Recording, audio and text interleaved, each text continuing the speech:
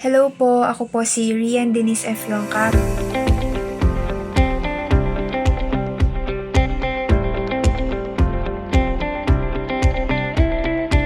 Tipog Network under po kay Tita Kim de Guzman. So, ngayon po, allow me to share to you the faithfulness and goodness of God na ginawa po niya sa buhay ko. Noong nasa TFBC po kami sa Tarlac First Baptist Church and si Pastor Joel po nun yung preacher. Ang Bible verse po na sinabi niya nun is yung Mark chapter 11 verse 24. Whatever you prayed for, believe that you have already received it and it will be yours. So, yun po talaga, tumatak po talaga siya sa akin. During that time po kasi, pinagpapray ko po nun yung scholarship ko. Magka-college na niyan po kasi ako this school year. And noong February 1 po, nag-entrance exam po ako sa AUF. Hindi ko po talaga ine-expect kung ano yung, as in wala po talaga akong plano or anything. Ang balak ko po kasi talaga na kunin is BS Psychology. Yun po talaga yung pinag-pray ko kay Lord. Talagang parang conviction po sa akin ni Lord na go for it, na tuloy ko nga po yun kahit na konti lang yung mga state university na nagbibigay po ng ganong program or nag-o-offer. And AUF is one of those universities po. Alam naman po natin na that school medyo malaki po, may kalakihan po yung tuition doon. So wala po talaga kaming ganoong kalaking pera para bayaran yung ganoong kalaking tuition. That is why nag-apply po ako ng scholarship, yung EAPA po. Whether it is 100% or 50%, okay lang po yun. Nasabi ko po yun kay Lord. Basta, ang importante, pumasa po ako. Nag-exam po kami noon. Wala po akong ka-review talaga nung entrance exam kasi part din po yun sa pagbabasihan kung mapapasa po yung isang student doon sa scholarship.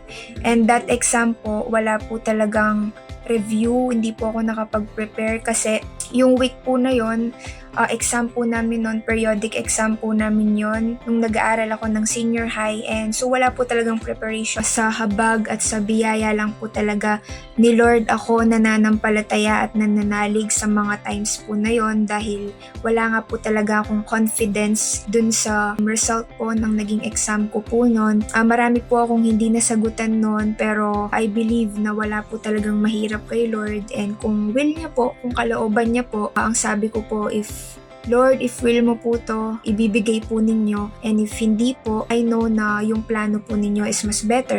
During my devotion po, syempre kapag po nagde-devo ako, talagang sinasama ko po ito, yung scholarship ko sa mga pinagpa-pray ko. Nasa Joshua po ako noon. Palagi kong na-encounter yung word na ibinigay. So, hindi po siya future tense, it's past tense, ibinigay. Wala pa man po, yung pong mga time kasi na yon, si Lord talagang binigay niya na sa mga Israelites yung lupa nila na sasakupin kahit na hindi pa po nila nasasakop yon. Lagi niya pong sinasabi sa mga Israelites noon na ibinigay ko na sa inyo ang lupang pangako and everything. So, yun po yung na-encounter ko lagi na word, and then I got convicted na, ay Lord, so it means na ibinigay nyo na rin po sa akin yung pinagpa-pray ko na matagal ko nang pinagpa-pray yung scholarship ko. Nagkaroon po ako ng hope kay Lord na, okay, nagkaroon ako ng confirmation na si Lord ibinigay niya nga talaga.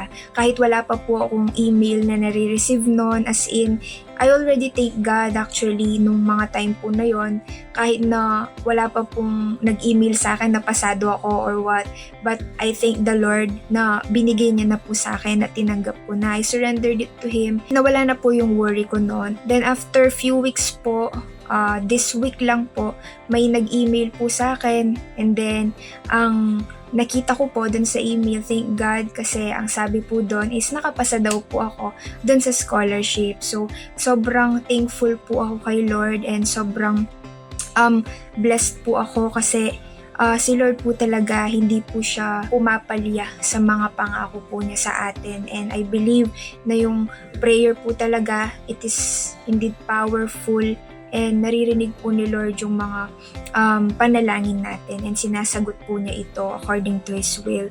Siyempre, thankful din po ako sa God's Beloved Church for praying para po sa akin every day sa simula pa po nung Only Prayer, actually up until nung nag-prayer chain po, talagang kasama po ito sa panalangin po nila. And I am so grateful. Thank you po sa lahat na nag-pray for me.